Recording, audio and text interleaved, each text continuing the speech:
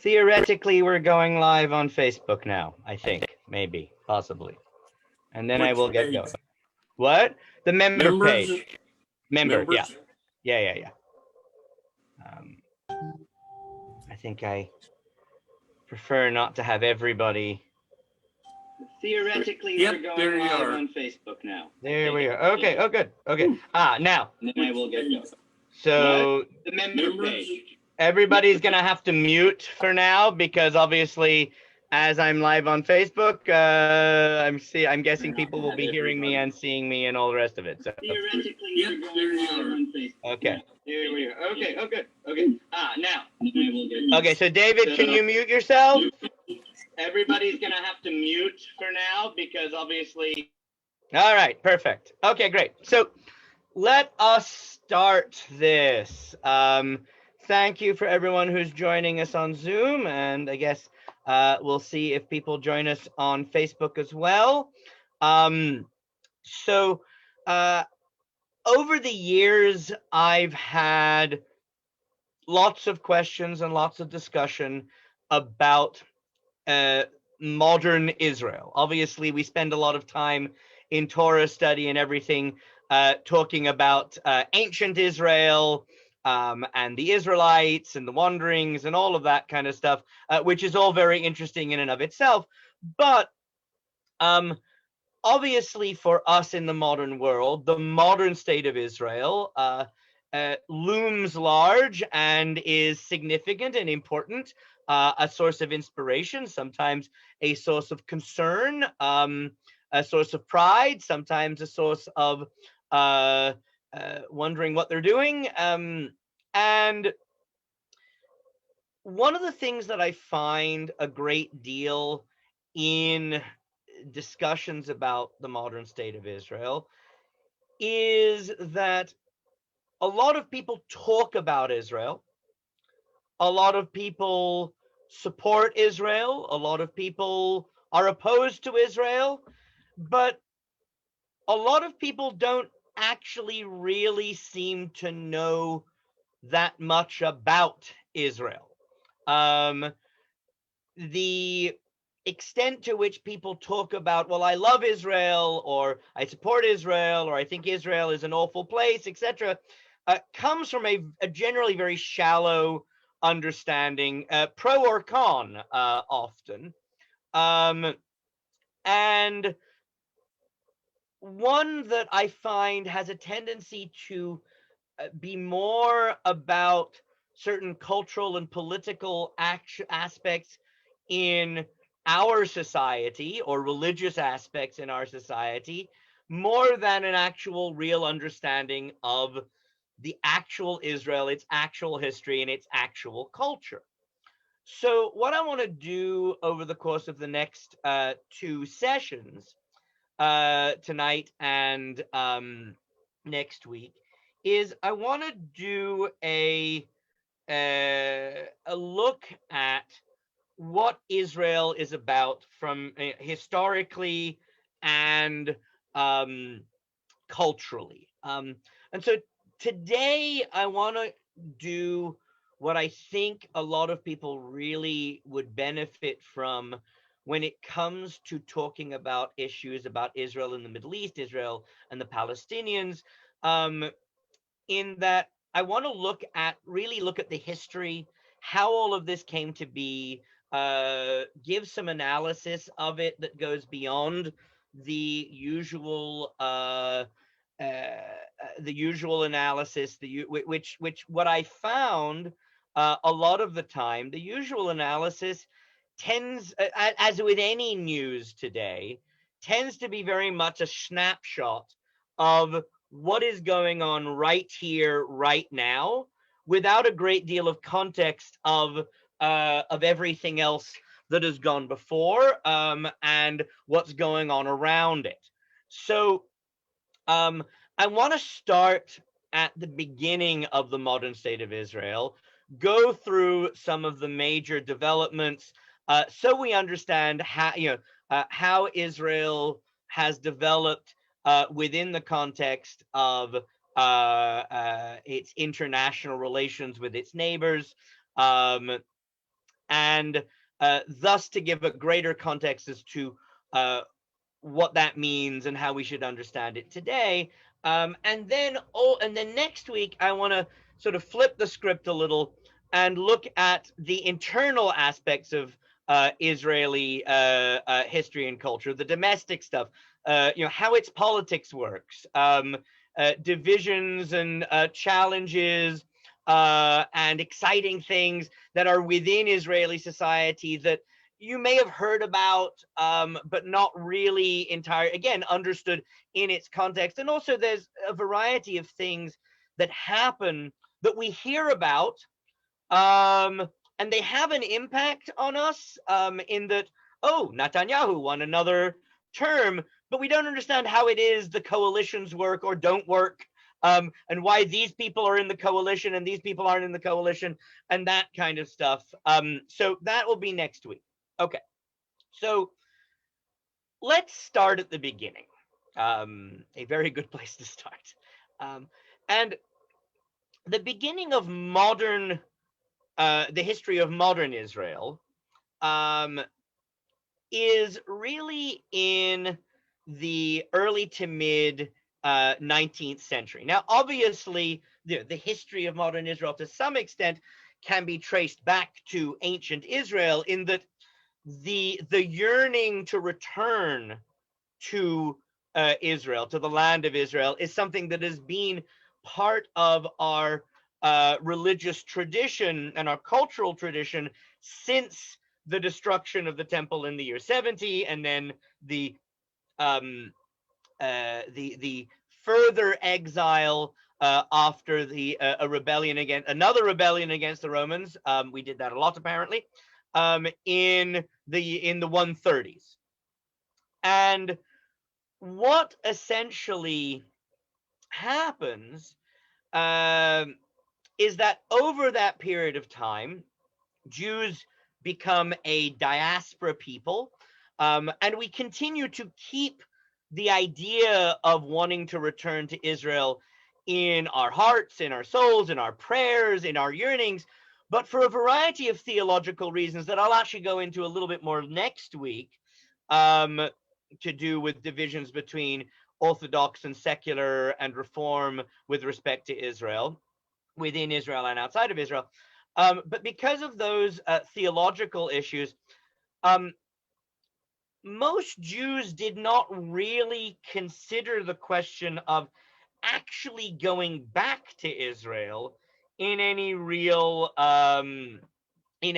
sense. So for nearly 2,000 years, really about 1,900 years,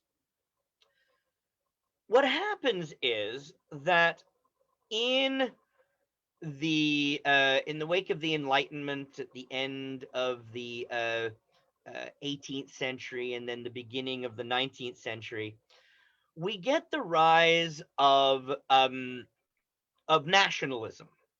Now, obviously, the word nationalism has some fraught issues today, but in that time, what we're really talking about in terms of nationalism is the move to unite cultural groups that have a national connection but had been separated in essentially city states, like the Germans and the Italians. They take a group of people that have cultural connection and join them together into a larger superstate that becomes Germany and Italy.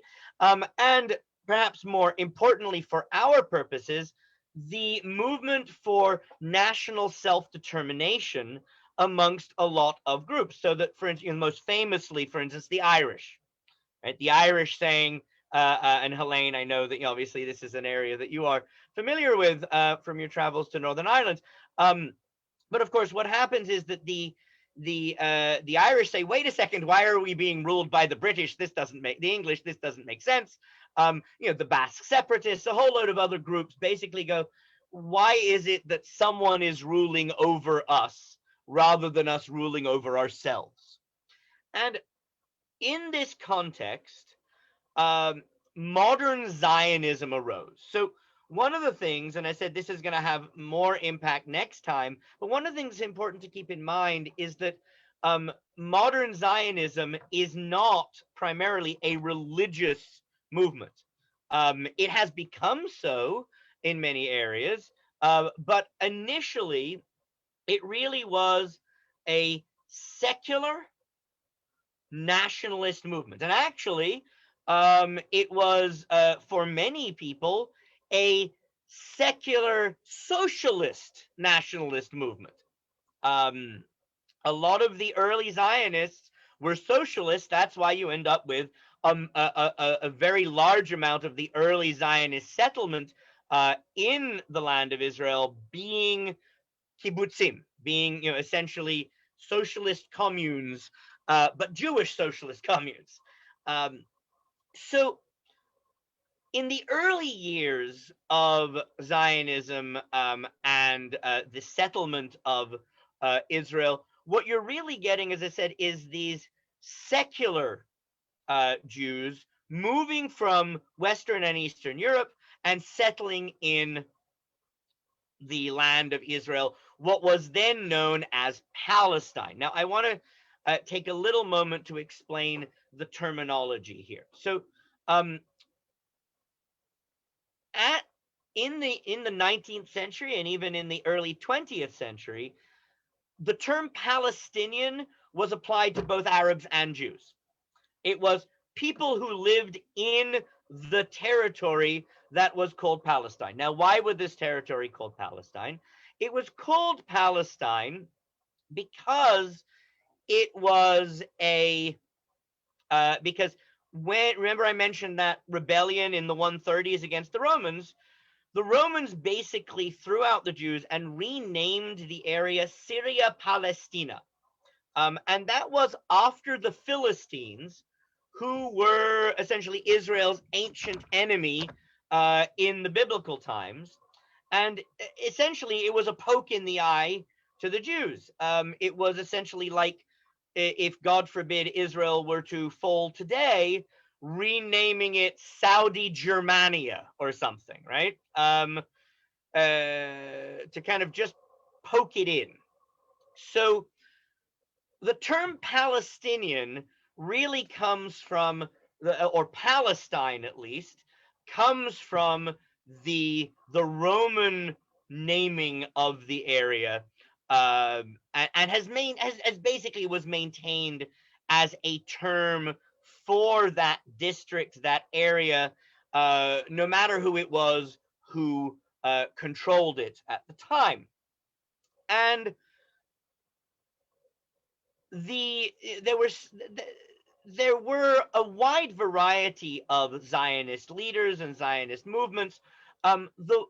Where things really kick off, though, at least from our point of view, is a gentleman by the name of Theodor Herzl. Now, most of us have heard of Theodor Herzl, and in a way, Herzl basically, it's not that I think a lot of people get the impression that Herzl started Zionism and created Zion. He didn't. There was Zionism before him, and there were lots of arguments within Zionism, and he did not always win those arguments.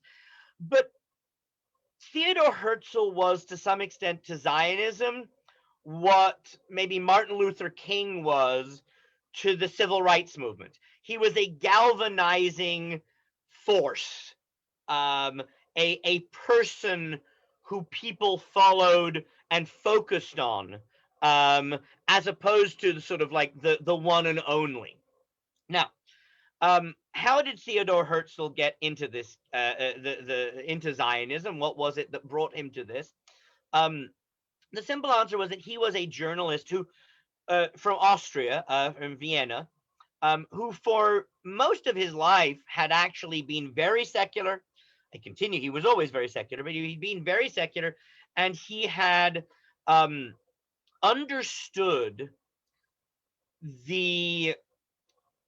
that from his point of view, the way to solve the Jewish question was to basically shed all of our Jewishness and become more German, or more Austrian, and just kind of blend in. And what happened was he goes to report on a famous trial called the Dreyfus Affair. Alfred Dreyfus was a French army officer who also Jewish. And to understand, to be a French army officer as a Jew, you had to be so immensely assimilated that your Jewishness was almost non-existent. And yet, when there was an accusation of spying, they immediately accused the Jew. And Herzl came out of this whole affair basically with the idea that that essentially, however good the diaspora was to Jews at any one particular point or other, ultimately the diaspora was not a place for Jews in his mind.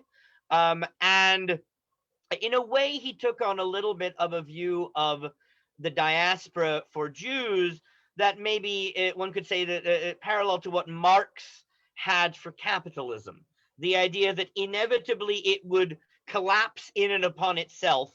And the solution for Theodor Herzl was to have a state of our own and to be able to have self-determination. Now, interestingly, one of the arguments he had with others in that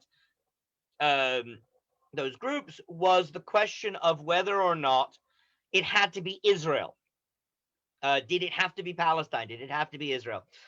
He actually was open to a plan where we would have been settled in Uganda.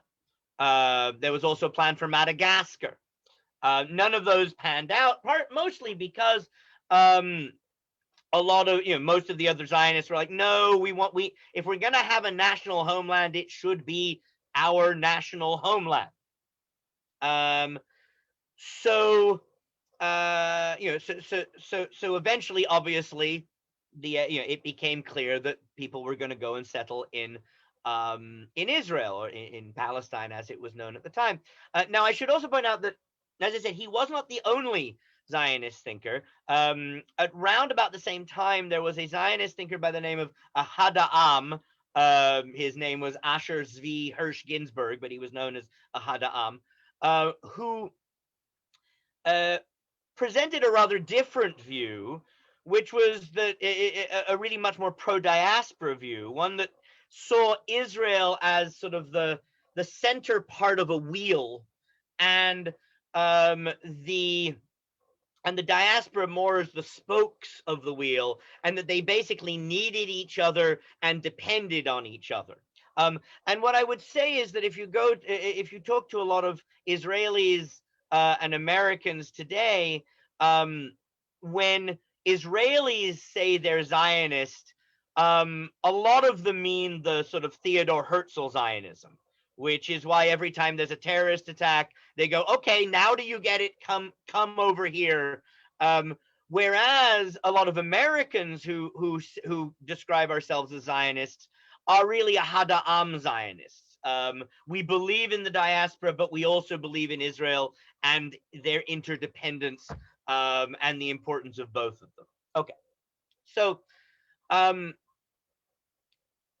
over the course of the mid to late 19th century and the early 20th century, Jews start moving to Palestine.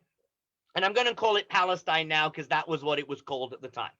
I'm not making a political statement. That was the correct terminology at its time. And they moved there, and they moved in. There weren't many Jews who were moving there. You may remember at the end of Fiddler on the Roof when they're all kicked out of Anatevka, and some of them go to America, and some of them, go to Israel, right? So what happens is that different groups of Jews start moving to Israel. Primarily, it's still very much the secular socialist Jews who set up these communes, these settlements that become known as kibbutzim. There's also the Moshav movement, which is basically the more capitalist version of that. Again, groups coming and setting up mostly agricultural settlements to work. Certain cities become built up.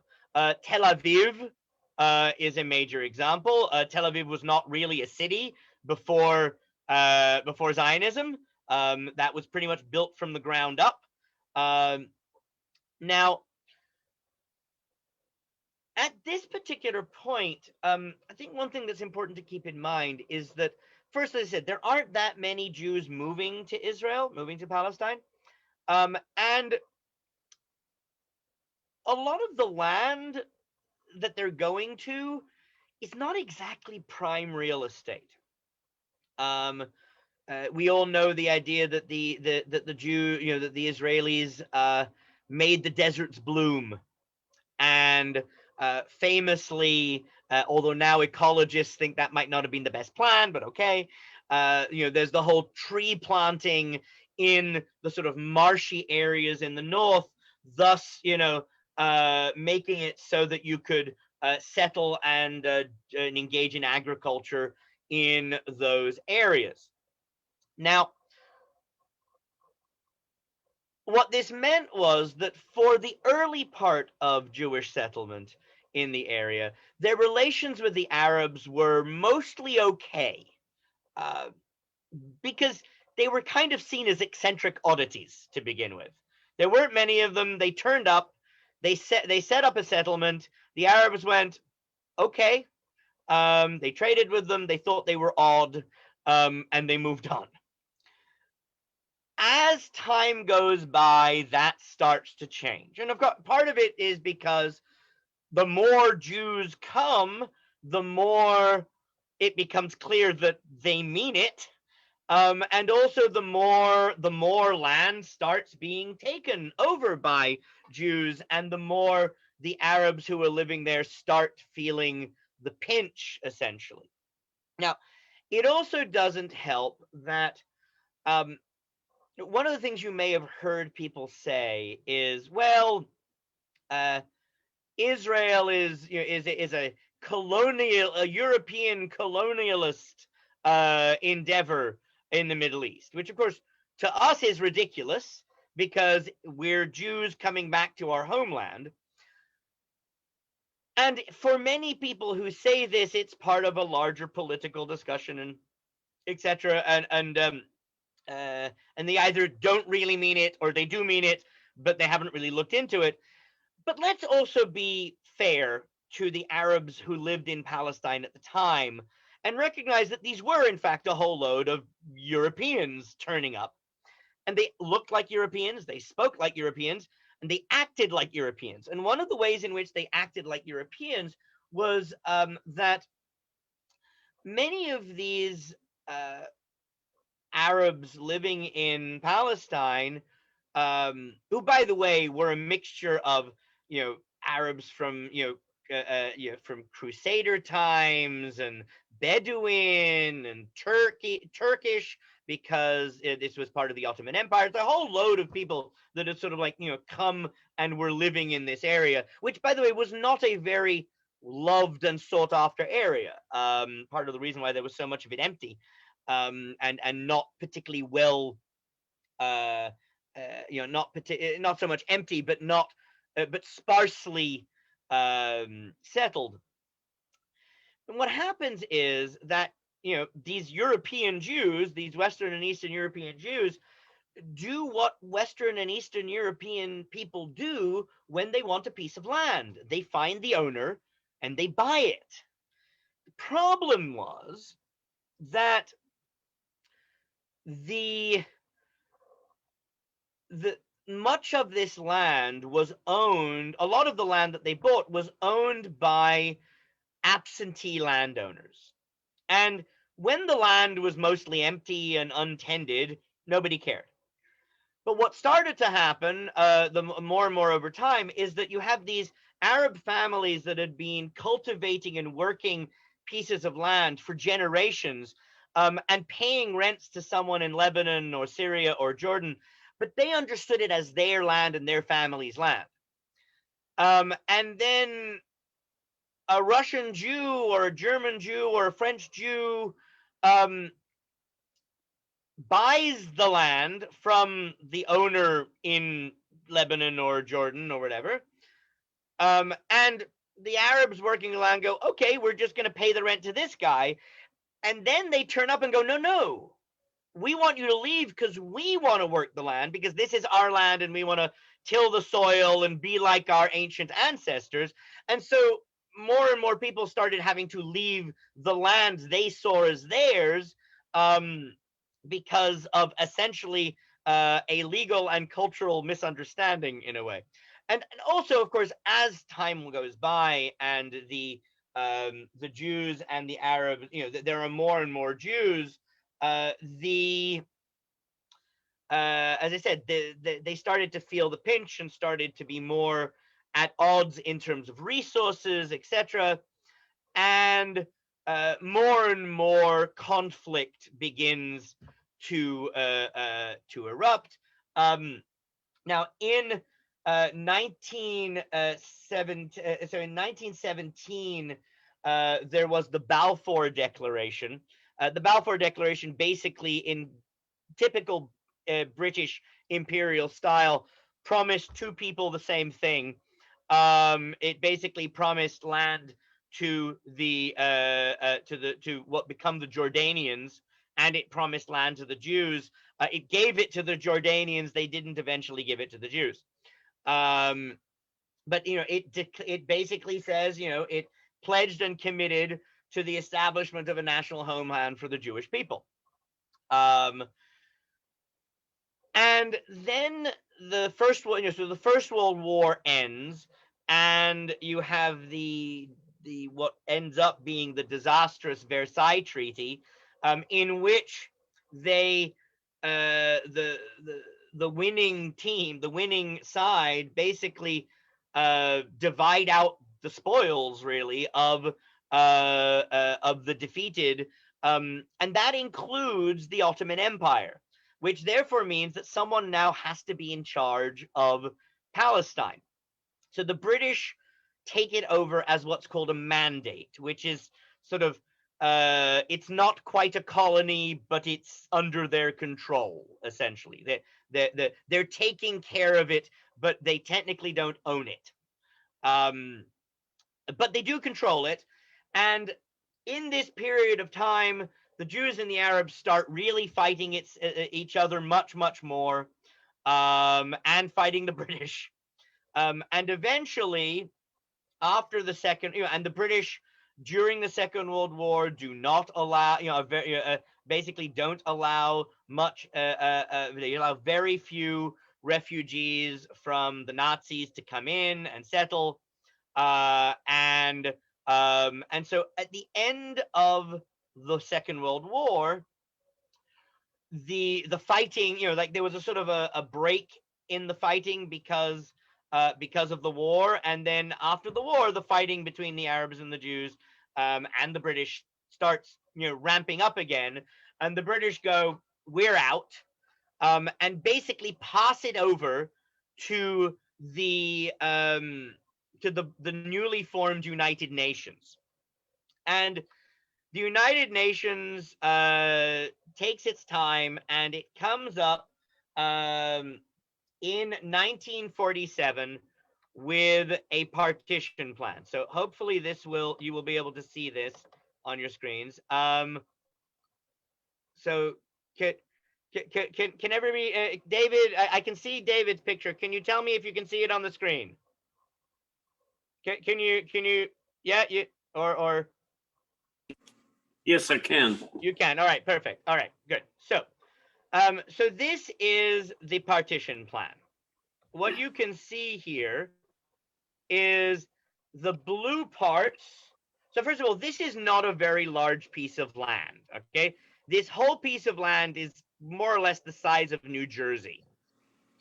And what the UN suggested was that the blue parts would be the Jewish parts. These are the parts that were settled by the Jews, and the brown parts would be the Arab part, and Jerusalem would essentially be an international city run by the UN.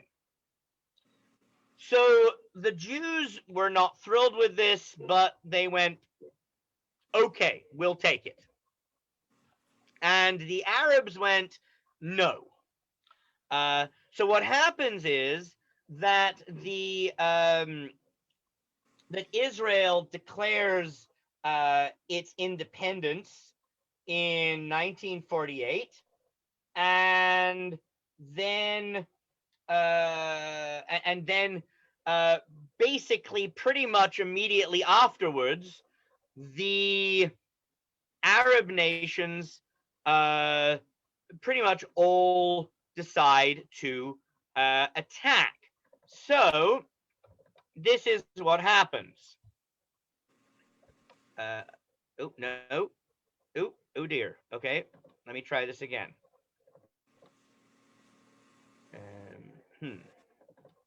Okay. All right. So, does everybody see this? David, you see it? Yep, 3. Okay. So what happens is, so you see, can everybody see my pointer? Yeah. Yeah. Okay. So where you see the pointer, this was the partition plan.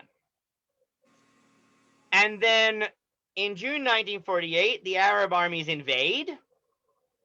And then the Israelis push back, and this more or less becomes the state of play at the end of the war. What you see is this yellow orangey area is Israel as it becomes known, basically Israel from 1948 to 1967. And you have the little Gaza Strip here, and you have the West Bank. And you can see Jerusalem is in there, Hebron is in there, or Jerusalem is half in there, rather. The old city is in there.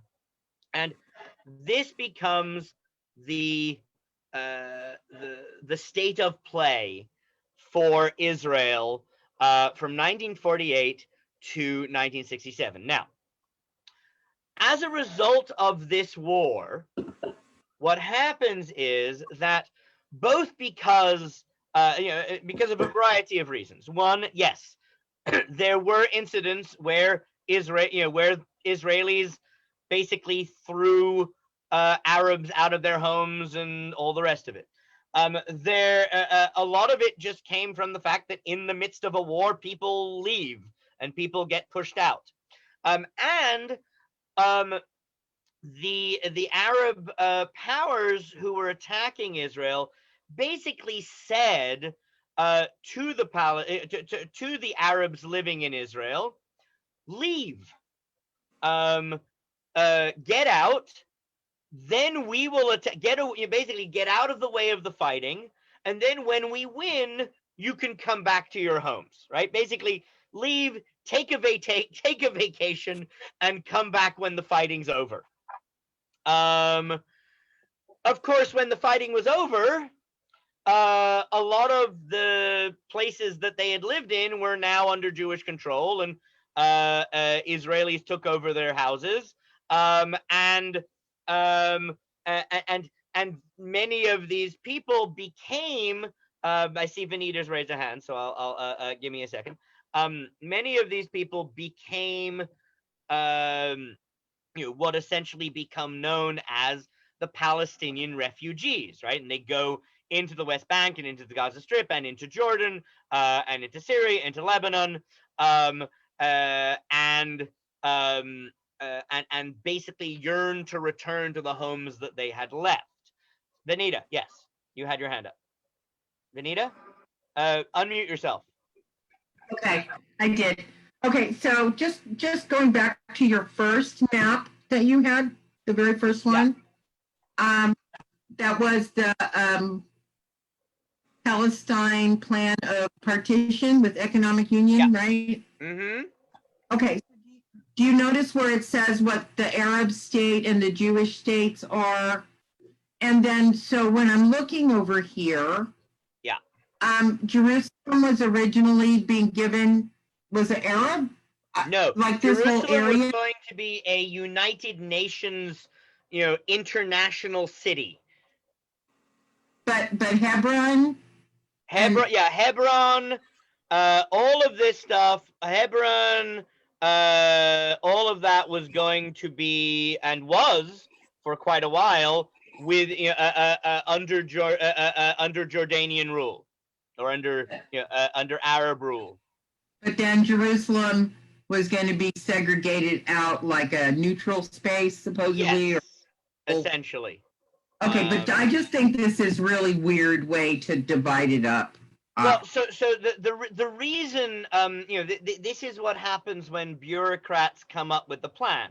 The reason for why it looked that way was because, and by the way, to some extent, going back to Helene and Northern Ireland, to some extent, what it was is a similar thing, which is they went, well, where do the Jews live and where do the Arabs live?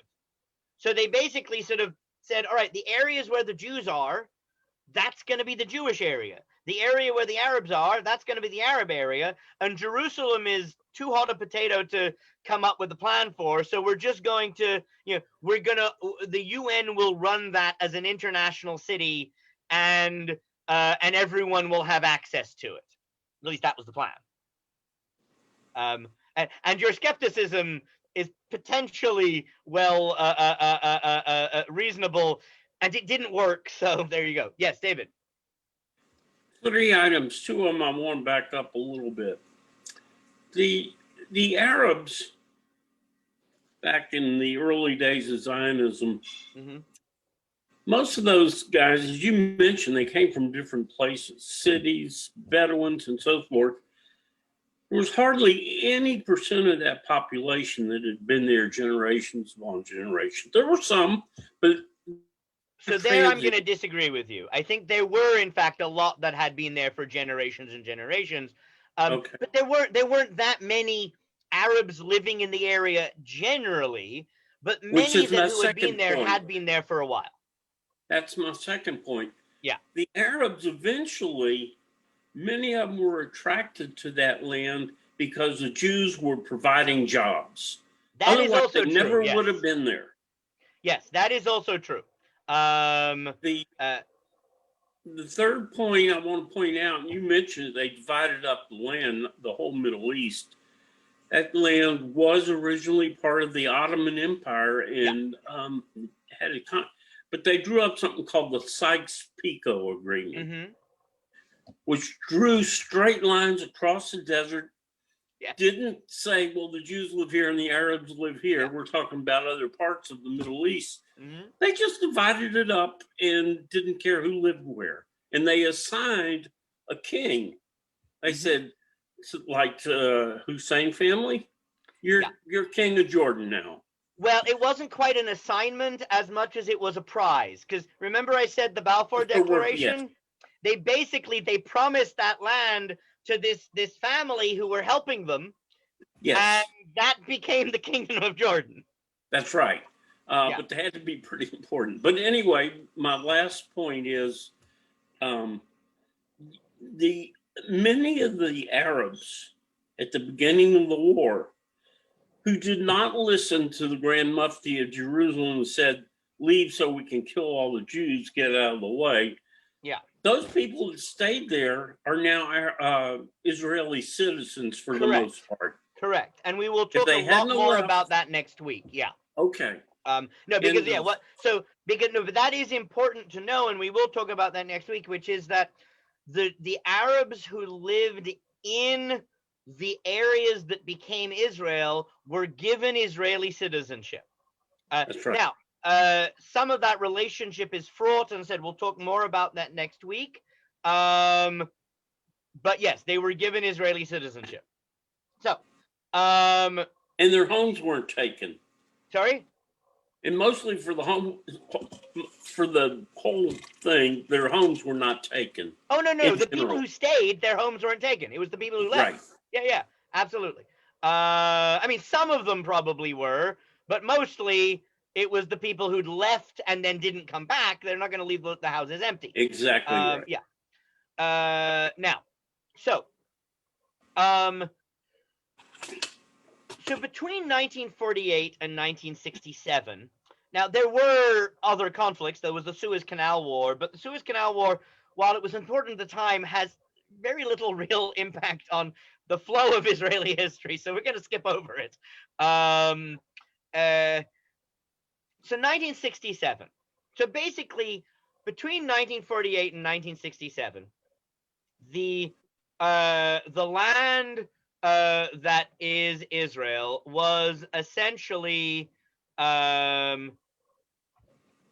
this, right? It is this this map here, July 1948, right?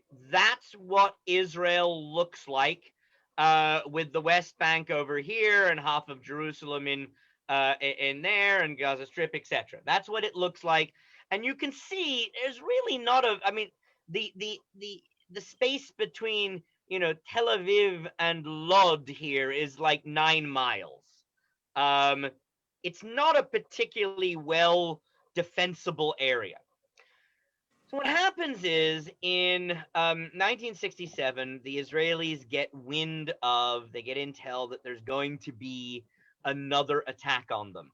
And they engage in a preemptive strike that successfully hobbles the whole war effort from the Arab point of view, thus allowing them to win a war in basically 6 days, thus the 6-day war.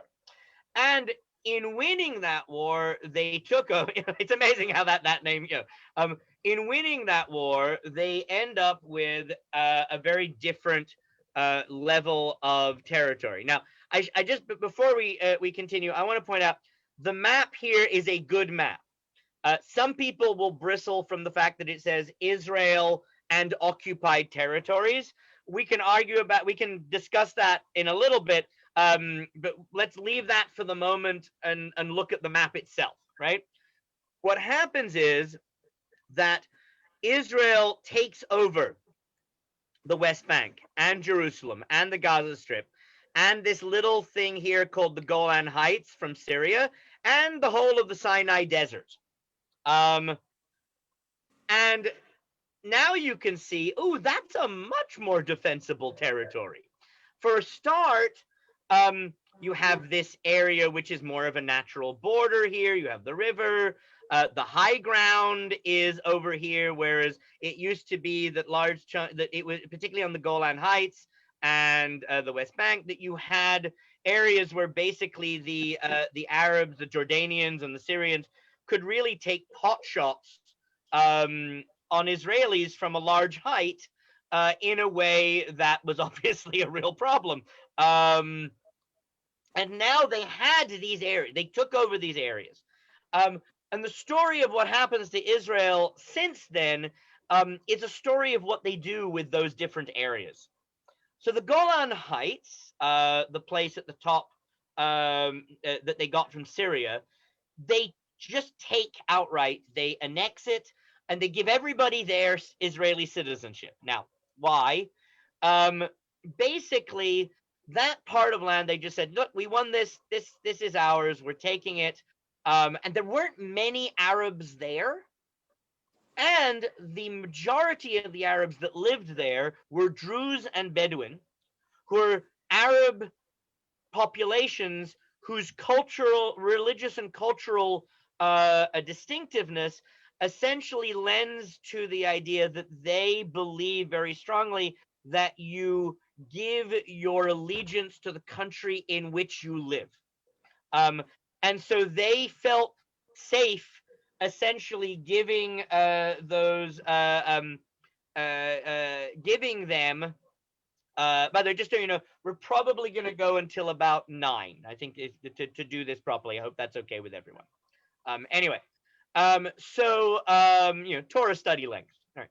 So in any event, they, so they give Israeli citizenship to this very small group of people in this very small piece of land. that is very, very strategically valuable. And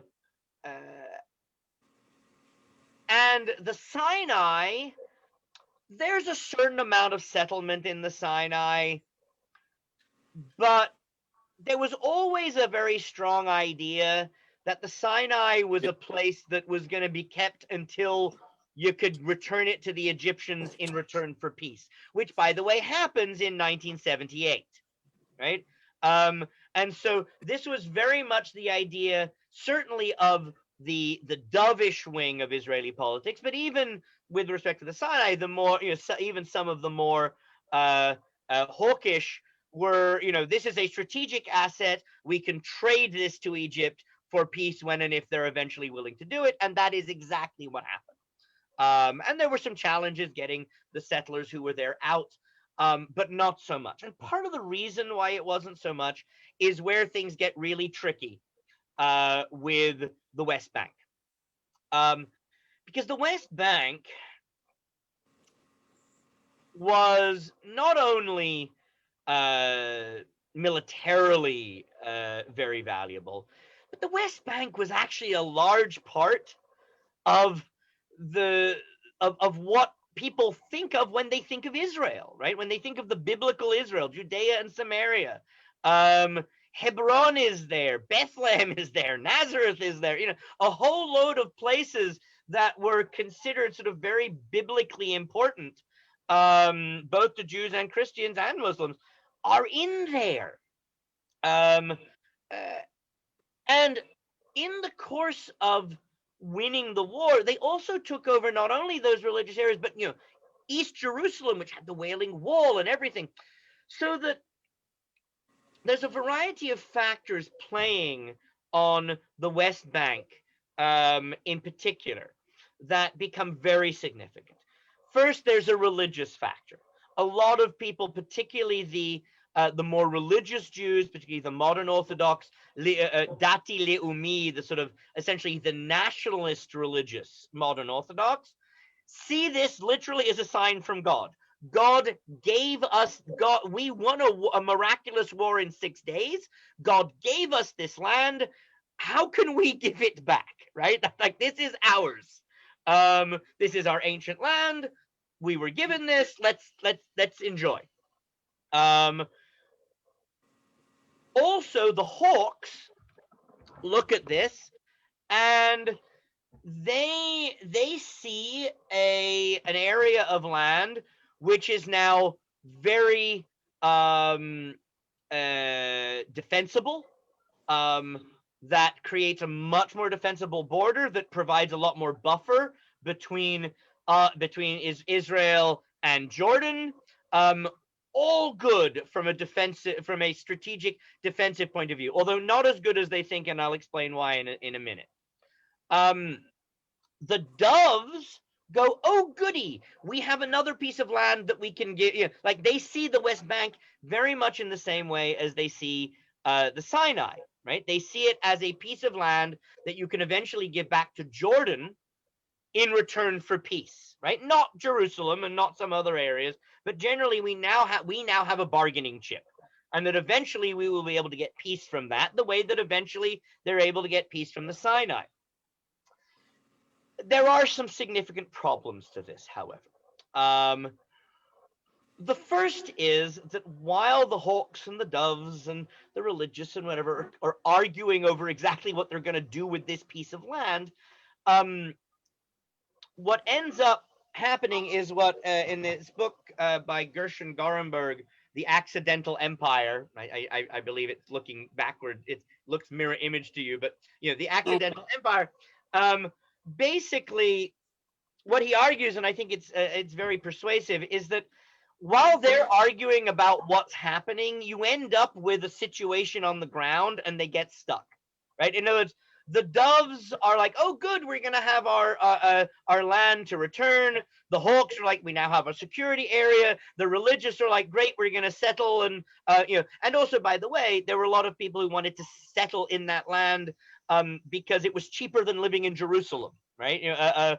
A lot of the land around Jerusalem effectively becomes the Jerusalem suburbs and the outer suburbs. So all of that leads to this sort of push to settle, to take over the land. Some said for security reasons, some because they wanted as a trading opportunity, for peace, etc. And by the time they realize what's happened, they've basically become an accidental empire. And this is where I want to talk about the question of the term occupation and occupied territory. So I have a rather mixed view of this. Is it occupied territory?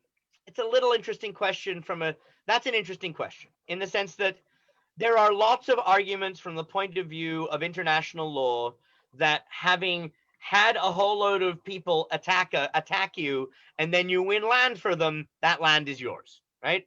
On the other hand, there are arguments from international law that argue the opposite. So I think there's an argument for saying that it is not occupied territory. The problem is that there's far less of an argument for saying that the Palestinians are not an occupied people, in that they're a group of people that do not want Israel ruling over them, and yet since 1967, that was what was happening. And I think to give some genuine criticism to both the right and the left of Israeli politics, I think both the Hawks, who saw it as a security thing, and the Doves, who saw it as a bargaining chip, made those arguments without really paying much attention to the fact that there were people living there.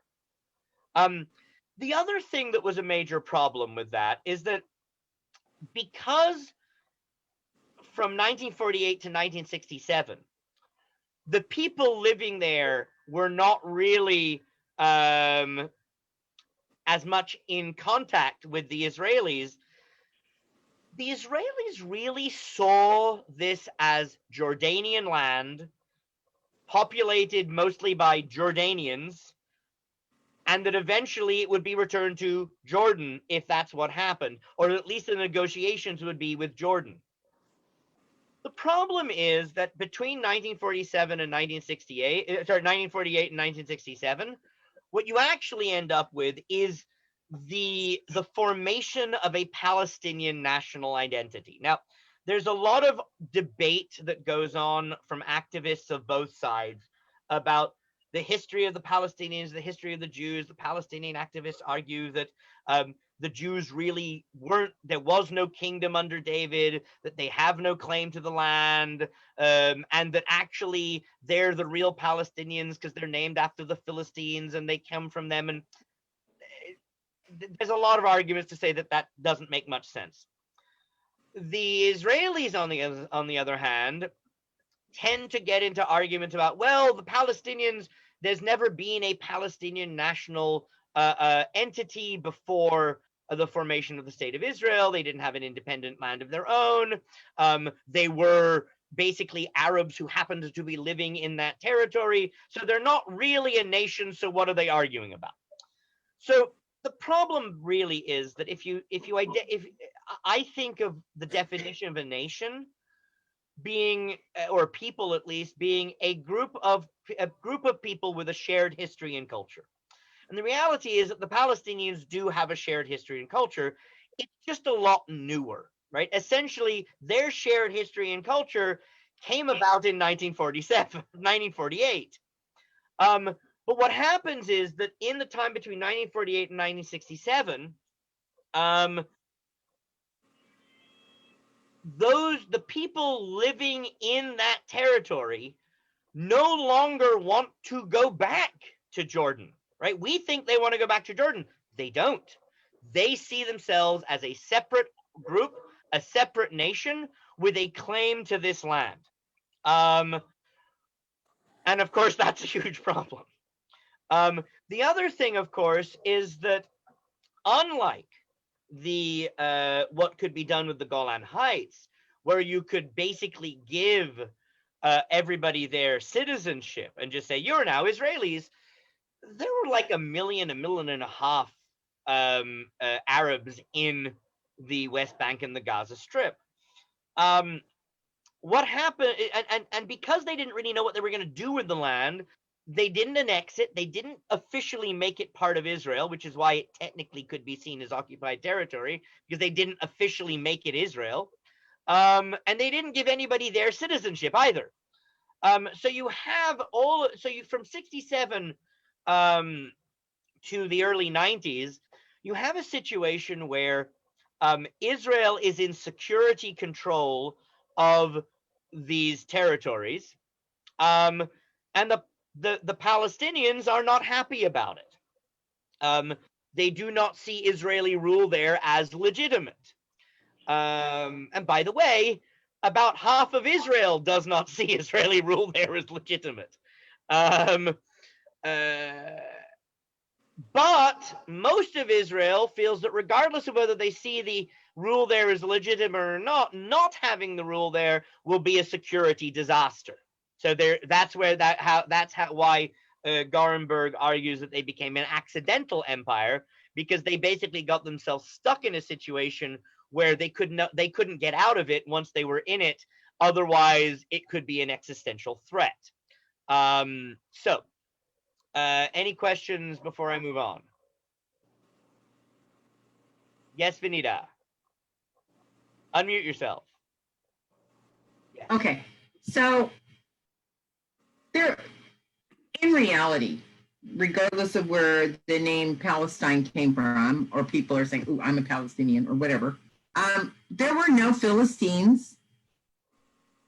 Well, there was such a group as the Philistines. But I mean, not when they named it that, and no. There was no actual connection between.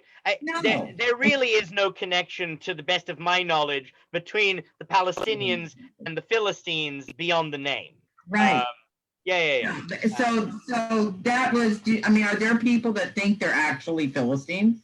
They actually are. So the answer is there are a lot of people that argue that. But what's not clear is whether they really believe it, or whether they're doing it in a way which is really part of a historical attempt to claim that the Arabs were basically, that they were there before the Jews, by claiming connection to the Philistines, which is a very tenuous and probably a historical connection. Yes, David. It's funny you ask that. I've got a DNA analysis, as a lot of us do. I'm about 1/16 Philistine. We're all I wondered that. Yes. That explains. No. You are the descendant of a conquering sea people, like the ancient Vikings.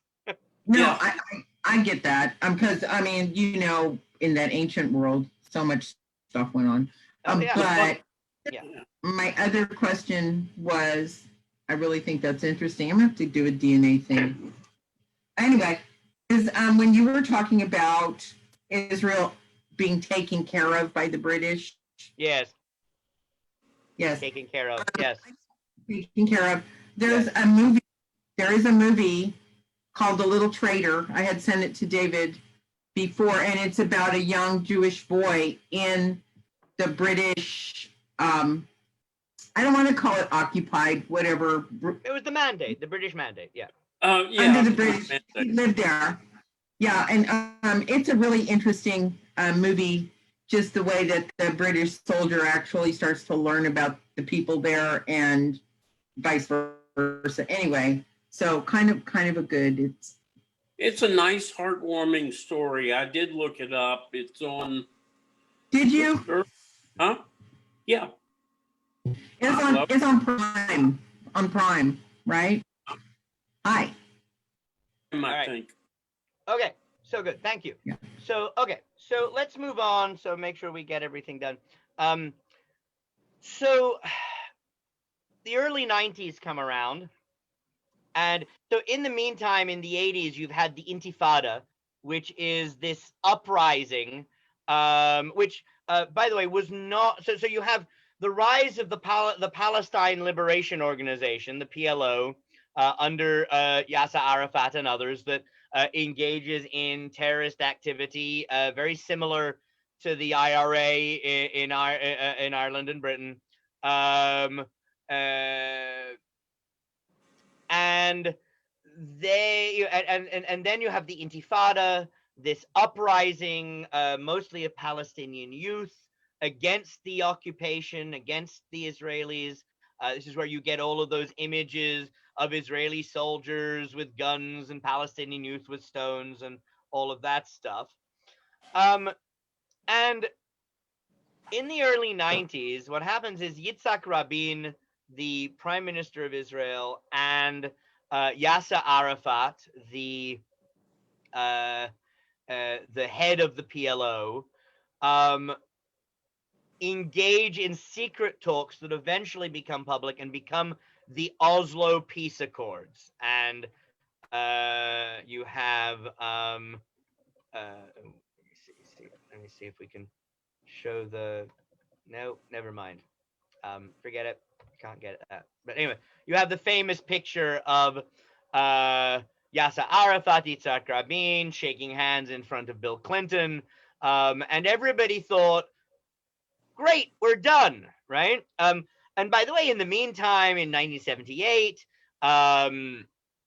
the Egypt had made peace with Israel, not so much out of a deep love of Israel and the Jews, but more out of an exhaustion of the amount, because what had happened was that Egypt had tried to be sort of the leader of a sort of pan-Arabist movement. And it turns out that that's expensive and takes a lot of time and effort. That drains a lot of resources. And they're like, I think it's important to focus on our own people and our own, and sort of not worry about all of that stuff. So the Oslo Accords get signed, and the Oslo Accords, and Jordan now makes peace with Israel as well. And the Oslo Accords basically set up a system in which that area of the West Bank, let's go back to that picture, I guess. So this area here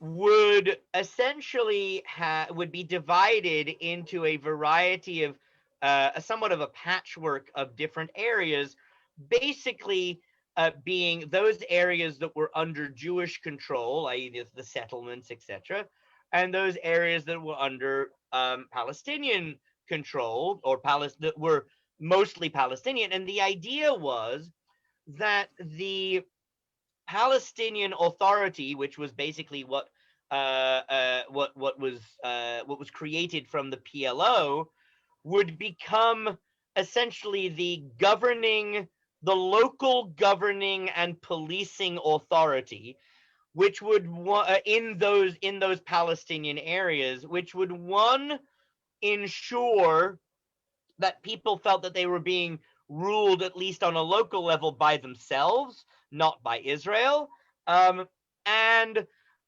would mean that, again, on the local level, the policing and the sort of basic security would be done by other Palestinians, right? And the larger security around the area, around the West Bank, would be done, and within the West Bank would be done by Israel. But that basically, if Palestinians sort of, were mostly, in their own villages, they would be ruled by Palestinians and policed by Palestinians. And the idea was essentially that over time, if the Palestinians essentially showed the Israelis that they could do this and keep things secure, so that the Israeli fear that allowing the Palestinians to have their own state in that area was essentially going to end up being a death knell for Israel, that if they could basically prove that that would work, then eventually we would end up with a final stage settlement in which they would in which everything would be decided and clarified. This, by the way, is one of the reasons why you might have heard some what might have been rather puzzling discussion when people talked about the moving of the embassy to Jerusalem. First of all, why isn't it in Jerusalem in the first place, right? But the other thing is that people were talking about, well, no, but then that'll disrupt the peace accords, etc. The reason was that Jerusalem is, as it always was, a hot potato that was always going to be a challenge to settle, because the Palestinians wanted Jerusalem as their capital, and of course the Israelis had already had Jerusalem as their capital. So what to do? And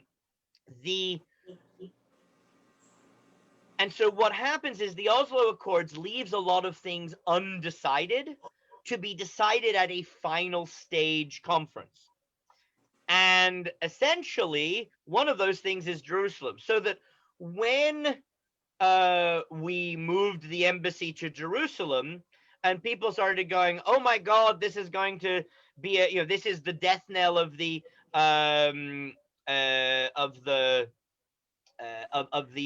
peace accords." What happens is that it actually turns out that really the peace accords had kind of already died by then, because what happens is that what really happens is, unfortunately, in the year 2000, and it's still a lot of argument about exactly what happened, why it happened, whose fault it was. I will tell you, obviously, I think it's mostly Arafat's fault, but the Israelis had a part in it too. That essentially, Ariel Sharon is not a blessed memory, is not covered in glory on this one.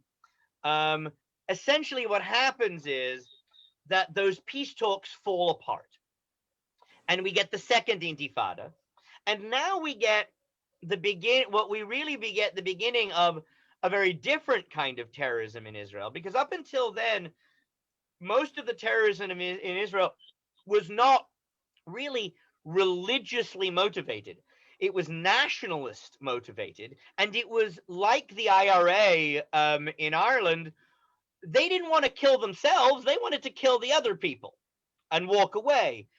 Now we ended up with much more sort of Islamist, extremist, jihadist kind of terrorism from Hezbollah, Hamas, etc. And this was more the suicide bombing. So this is where you end up with buses bombed with people going on it and bombing them, etc. Of course, this was my rabbinical year in Israel. Yay! So, but it was fun. I just didn't take buses ever. So in any event, or go to movie theaters for that matter. In any event, so basically the whole thing falls to pieces, essentially, and you have and Yitzhak Rabin is assassinated, which also makes it a lot harder, because then you don't have that guy who can really lead things, and after him you have successive people who have their own strengths, but they're not Rabin. There was an element of Yitzhak Rabin of only Nixon can go to China, in that he was a dove and a leftist. On the other hand, he was also a general and was he could go, you want to talk about my military experience? Let's talk. So the peace process falls apart, and as I'll explain more next time, that also results essentially in pretty much the death knell, the slow but certain death knell of the Israeli left, because they no longer have a peace to really focus on. in any event, and we'll talk more about that next week. In any event, slowly but surely, the peace of the Oslo Accords, people kept talking about, well, what we need to make sure this works according to the peace accords, but the peace accords were mostly a sort of zombie affair, for a very long time, and they still are. I think we can pretty much say that the Oslo Peace Accords, as they were, no longer really exist. Now, you do have the Palestinian territories. You do, I mean, in the sense that the Palestinian Authority, to some extent, it still does exist, because the Palestinian Authority are still in control of large parts of the Palestinian of the West Bank and the Gaza. Well, actually, the West Bank, the Gaza Strip is mostly under Hamas control, which is a whole other issue, and that is one of the problems of getting peace now, is the issue that after the sort of falling apart of the peace accords, what you have is a series of attempts to come up with some way of having peace that just end up not working, in some ways for the same reason. One works more than the other. So one is that they start just coming out unilaterally of certain areas. Lebanon, where Israel had gone in for whatever reason to interfere in get involved in the Lebanese civil war, which they regretted almost as soon as they got there, but they got stuck there again. And one of my friends from childhood who'd moved to Israel died in Lebanon. And then they also, Ariel Sharon, when he was prime minister, unilaterally got out of the Gaza Strip. And the idea was, by doing so, they would allow for, essentially say, we're no longer going to be in control.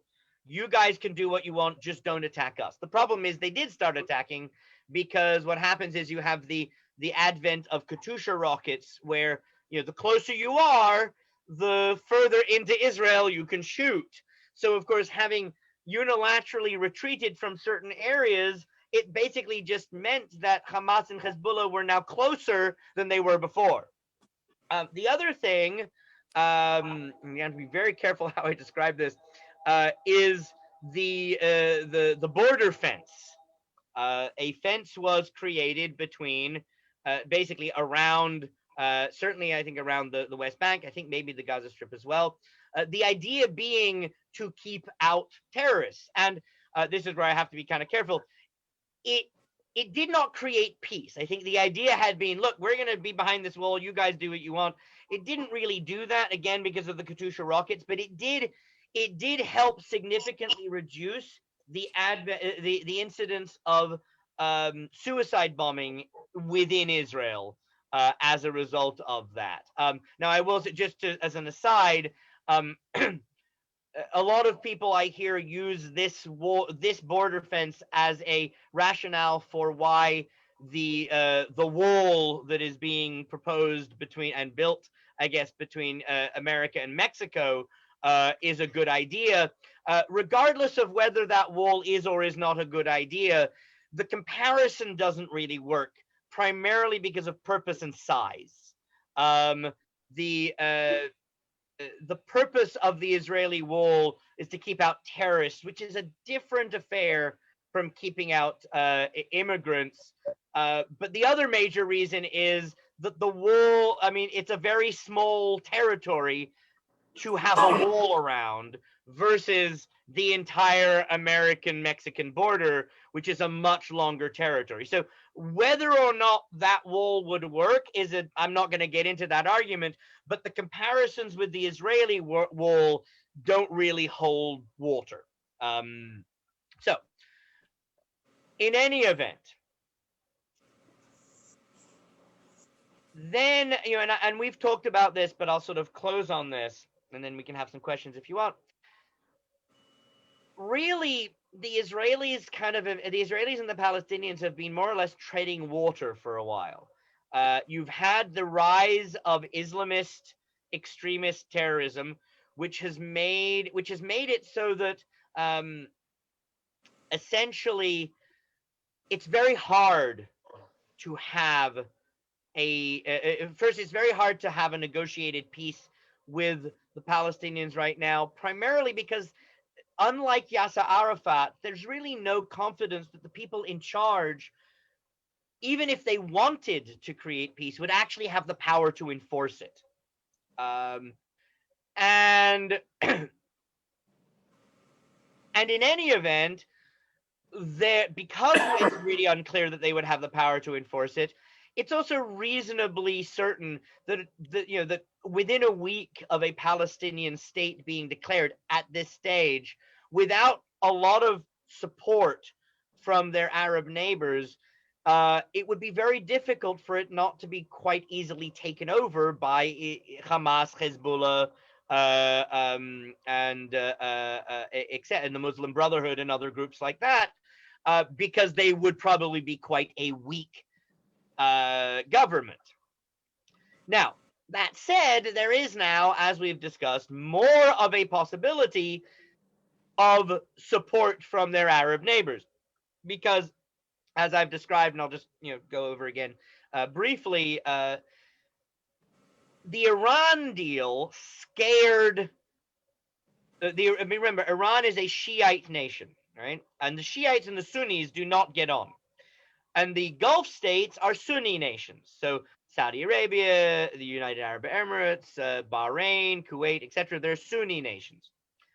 And essentially, the Iran deal in the Obama administration, again, whether you think it was a good idea or not, we're not going to get into right now for other reasons. But one of the things it did, I think inadvertently, is it really scared the Sunni Gulf states to think, oh, Iran really is a threat. And what it did was it reshuffled some of the way in which people looked at the Middle East, looked at themselves in the Middle East, because you have this idea that the enemy of my enemy is my friend. And that used to mean that the Sunni and the Shiite Arabs were and Muslims were willing to work together against Israel. And now it's starting to mean that Sunni Muslims are more willing to, or Sunni Muslim nations anyway, are more open and willing to working with Israel against the Iranians, because they've realized that Israel is, despite all the propaganda that has been going on for so many years, Israel is not an expansionist nation that wants to take over the whole Middle East.